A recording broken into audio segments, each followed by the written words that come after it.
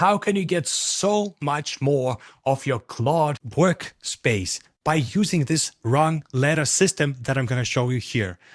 And you may find yourself at the bottom of the rank or somewhere else in the rank system, but this is so good to refresh this.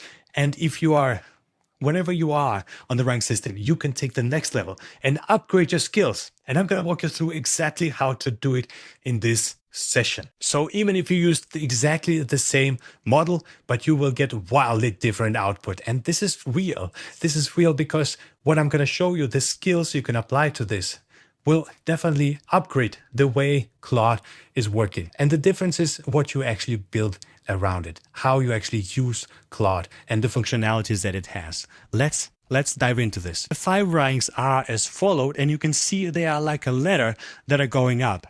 And number 1 is just basic talk when you're chatting with Claude Code and you just want some fast, quick responses.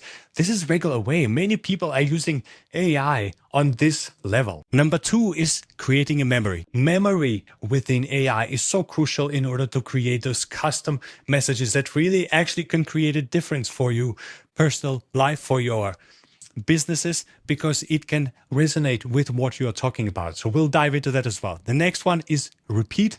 It knows the processes as well. Then there's the rung of control. How does it actually work? And the act. It does the work automatically for you. Let's dive into each of those ranks and you will learn about MCP and skills and how we can apply this. And the difference between ranks is setup, not intelligence, because when you have a subscription for Claude Code, you can actually have all of this in one system. So rung 1, make it better, is not a brief. So this is the regular way. Make it better is such an easy way to, you give it perhaps to your AI, you give it a PDF file or a script or a draft of something and you ask it for make it better. And this is the simple way. This is rung 1. This is where we are just talking with the AI and just giving it, hey, can you please improve this? And it will give you an answer. And it's going to be generic and it might be what we pursue is also a lazy answer. And the difference comes in when you actually on rank 1, you can give it those particular things. You can give it a role. You can actually give AI a role of a particular context that you need it in. It can be an expert. If it's a marketing campaign you're working on, then it should be a 0.1% top in the world expert within marketing. And you will be amazed how much difference it makes. So you can give it the role, you can give it the task, context, constraints, and ask me clarifying questions. And that all, then the result from Claude is very different. Then you can work with it as creating a strategy. It can give you the real numbers. It can give you connections to your own systems.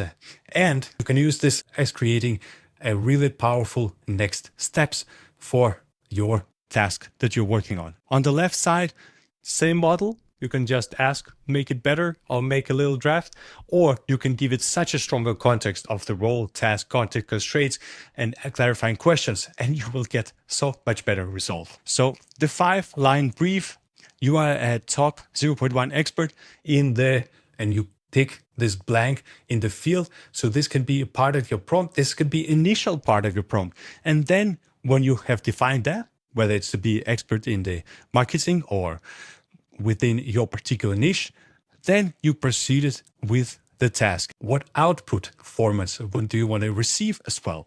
Because that's also interesting. Do you want it to be a presentation? Do you want it to be a PDF file like a booklet or a white paper draft or HTML file? So depending on where your recipient, keep in mind your recipient that also for this task, you can define the output right away. It's brilliant because it helps to deliver the structure that you want. About the context. Here we can make a difference because as much we can give it AI to understand what it is about with the specific examples. Maybe you have some previous drafts of some posts, or maybe you have some numbers from your CRM systems, or maybe you had some transcripts. Give it to it as a context, then it can much better give you a result that you want. And also examples of how you want it delivered could also be a final PDF. Hey, look at this example of this PDF, how it works, and deliver in this similar format, in a similar structure, and it will do that as well. About constraints, this is what not to do. Maybe let me rephrase it. It's in a way setting boundaries. How do you not want your result delivered? Or how do you want it to do research in particular niche, but to avoid taking personal information, or to avoid taking names of the peoples, or research context, and maybe your niche consists of many different variants. You can exclude some of the niches because you're focusing on the other area. You can add that to the prompt as well, and that will help you to sort out. It will help AI to sort out the trash or what you don't want to focus on, and focus on what you really need. Number 5 is very interesting. I love that one because it's ask me clarifying questions one at a time. And this is kind of like this a bit, I don't know, I have this coaching recall from the time when I was back at Lego, because those questions, when person you're teaching something new or asking how to use this machine, and then the person asks you back the question, but what does it mean to push on those buttons? Or do you want to, can we use this kind of area of the process? Claude can ask you, AI can ask you for those clarifying questions. And the interesting part, it can ask you those questions as being, should we set a role for it? Or should we, what is the context? Should we include your personal perspective, or should we include this customer perspective in?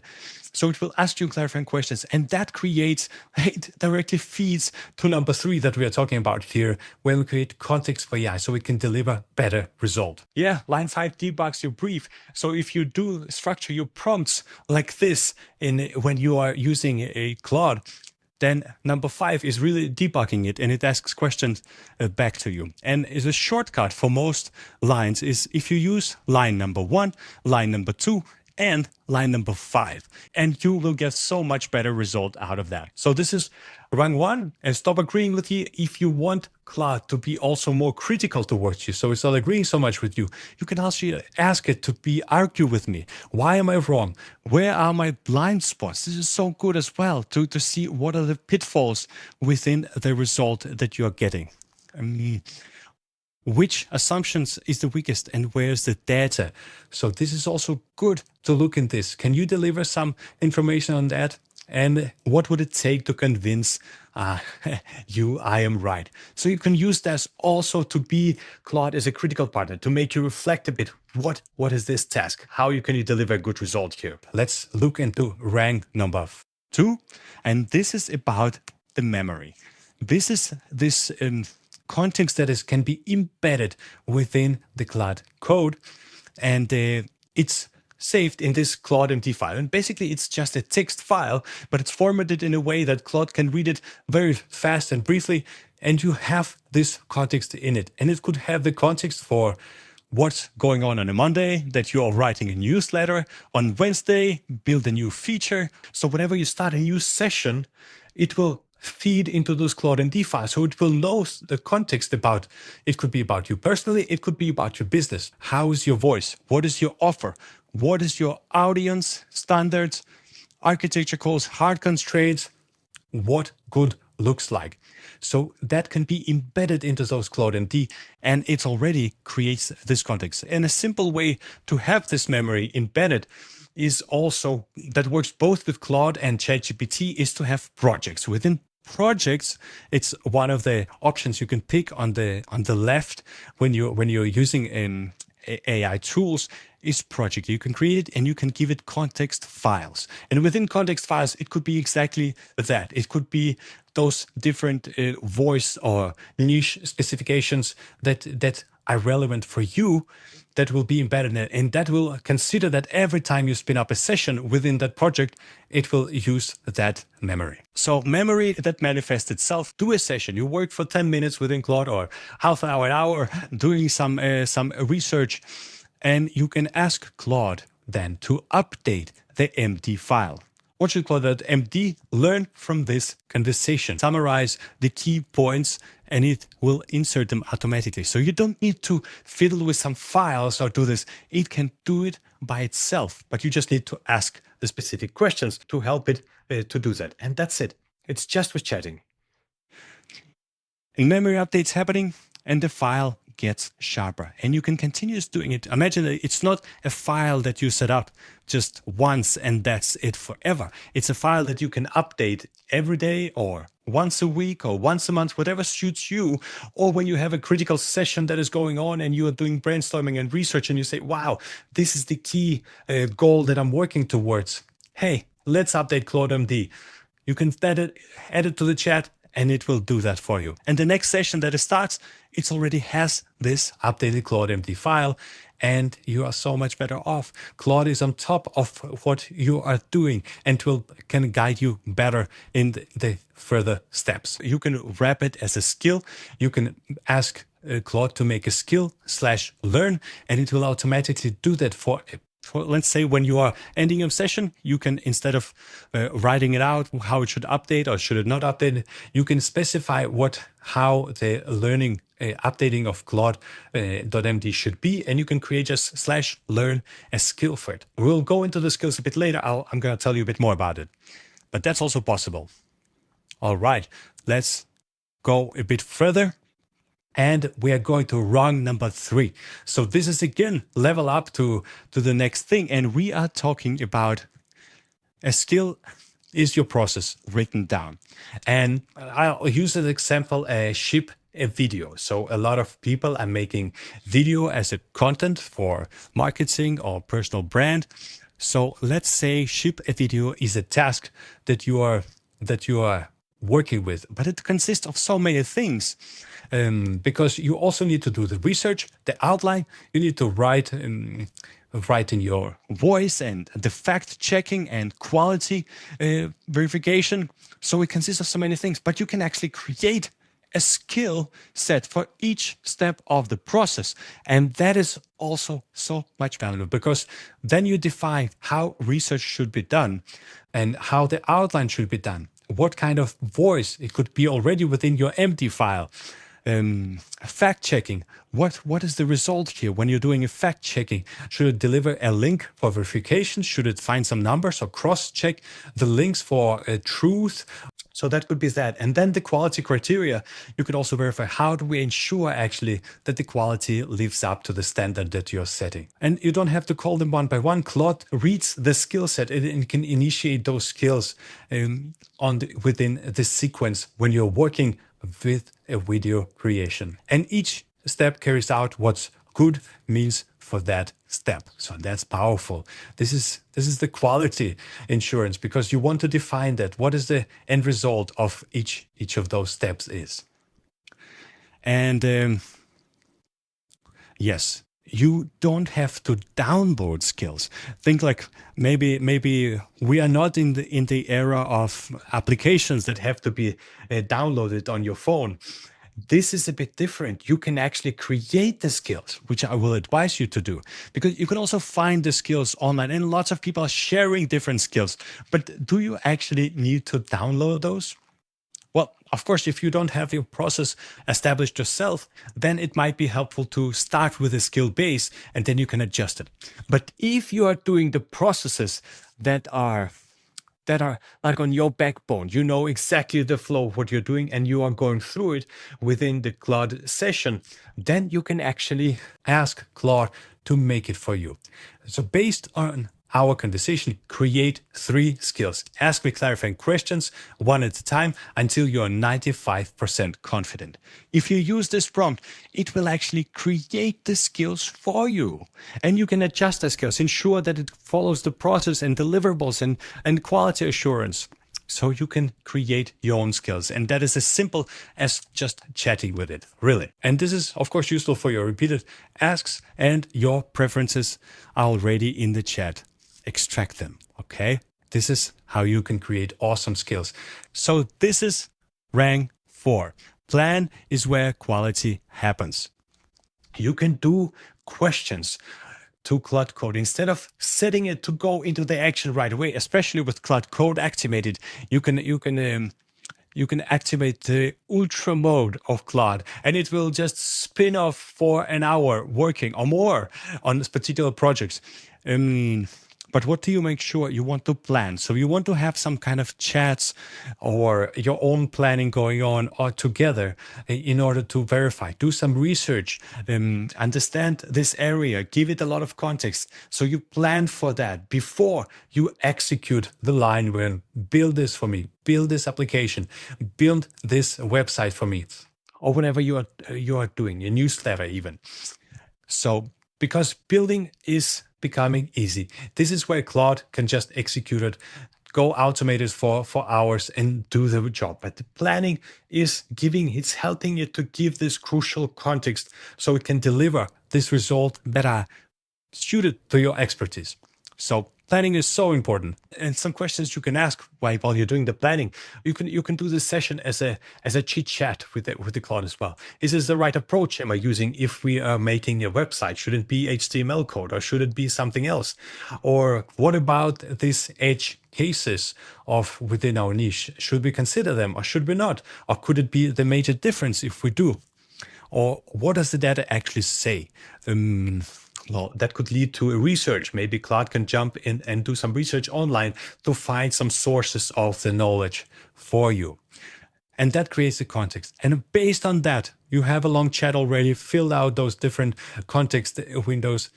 Then you build the thing that you want to build. All right. Now we're talking about giving hands to our AI, to our Claude assistant.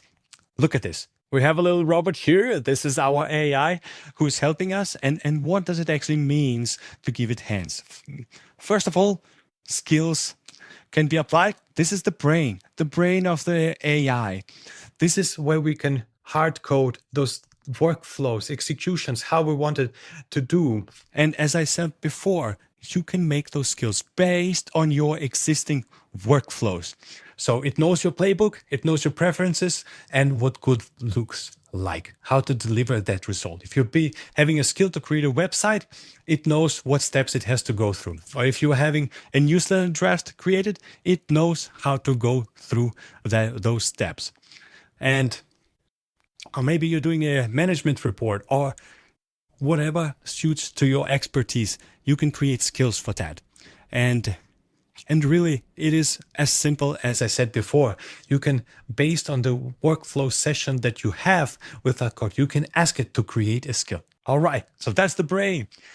And the next thing is the MCP, hands. What is the MCP? The hands. And this is where we help Claude to connect to all those different other applications that we are using. It could be your CRM system, it could be your calendar, it could be your email, your Google Drive, Slack, Stripe, email, Notion. All of those can be reachable depending on what you need. So here you to think about what functionality do you want to give to AI so it has access to it, because then it will have access to get the information and to perhaps write to those different applications as well.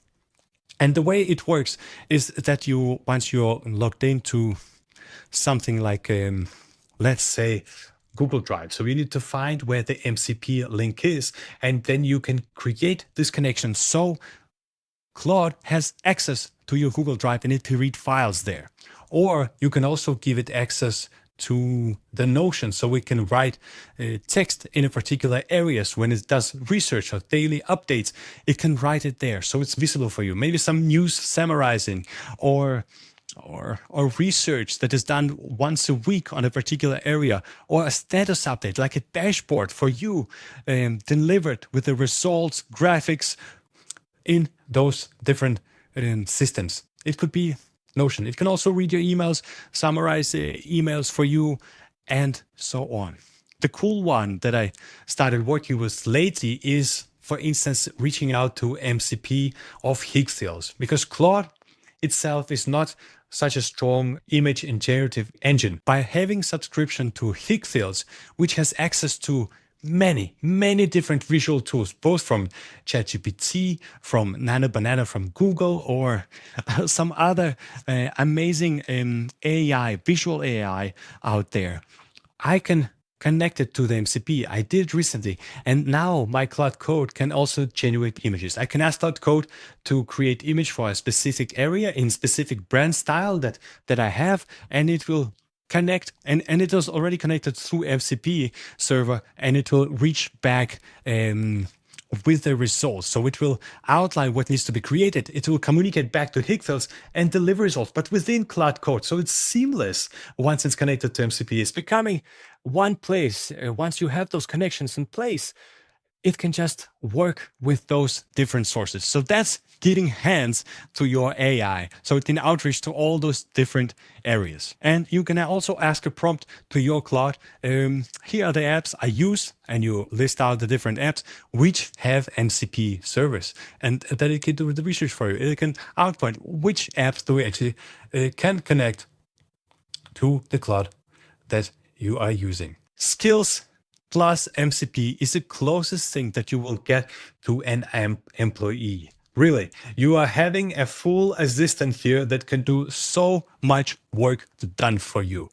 So this is the level 5. This is the high gains here we're talking about. And one command, whole pipeline. This is an example within the cross-post command. We can have find the finished drafts. We can transcribe each one of them. And you see on the step 1, it could reach out to the MCP drive connection. It could reach out to the Google Drive and get some information from there. Then transcribe each one. Step 3, captions per platform. Step 4, generate the visuals. Step 5, again, it's going to MCP scheduler, schedule the week for this planned cross post. And for the step 5, log everything. So for instance, if you have Airtable or on the Google file where you track the logging, what is happening. So you have a memory of what's actually going on, how well it is executed. You can use that. So and then you can of course follow up, but publish this to right now, and you can ask me before each one. So you can like put some crisp to this. Even though you have defined a skill that has to go through those different things, you can still navigate it and say, hey, I don't want this published. I just want to read the drafts. Or, you know what? Go on, full on, plan the entire week. I want to see the full plan for the next week. So that's possible as well. And those workflows could be built, of course, also through N8N, which is this workflow system, but it can take the exceptions in plain language. And here, when we have a Cloud Code set up, yes, it acts as an employee. So we'll understand those exceptions for you. So it doesn't follow the exact strict plan if you say something else to it. So an employee can follow those guys. So watching this doesn't count. So this is a bit to do for you, because now we have been walking through those 5 ranks, and each rank can bring you to the next level and steps that you can do in order to implement it. You can watch people lift weights and get stronger. So this is a bit task for you to do, so you can implement those. Ideally, all of those into your workflows, but maybe just few of them can also level you up to the next rank. So please follow here. Here's a to-do this week in order for you to upgrade to the next level. Run the 5-line brief on one real task. Do it today. If you're stuck somewhere in the middle of some kind of work, ask the model, brainstorm with it. It can help you to. It will surprise you how good it can help you when you give it the right context as well. Have Claude write your CLAUDE.md file. From a chat you already have. So if you have a Cloud Code Session spin-off, enter it and ask it to upgrade. Of course, it should give sense. It's something that you're working on. Maybe it's a goal creation or something that is relevant for you that you see is benefiting you in the future. Then ask Claude to work with that and update the CLAUDE.md file. And then you have context for the next session. It will be already on the next level because it knows where you want to go. And mind your first skill. Make your first skill. Whenever you have a process that you've been going through, and maybe you've been initiating it from the beginning every time, then you know That's where you can actually use this and ask Claude to create a skill out of this workflow and see what magic it does for you. And you can connect to an MCP server. See what kind of applications that you are using. Ask Claude to find which of those applications where you have, which might have MCP connections, and connect at least to one of them, just one, and see how you can work with that, how that can also bring you to the next level because of this accessibility. All right, your experience multiplied. Thank you for watching, and I'll see you in the next one.